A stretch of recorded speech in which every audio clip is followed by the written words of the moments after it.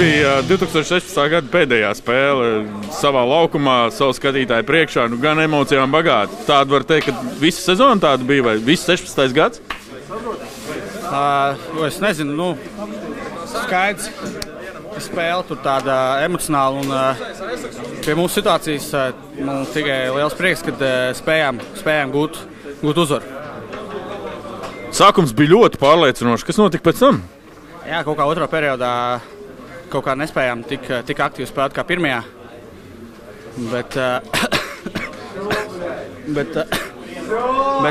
tik un tā labi, kad spējām uzvarēt. Trešais periods bija tāds viļņains, jā, turp un apakaļ, bet beigās labi, ka tik un tā varējām tomēr uzvarēt grūtā spēlē. Kā pašiem ir sajūta spēlēt laukumā, kurā jūs trenējaties ikdienā?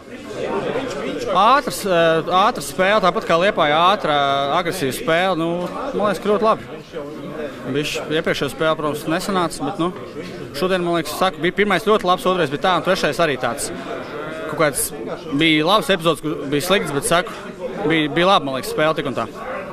Paldies! Jā, paldies.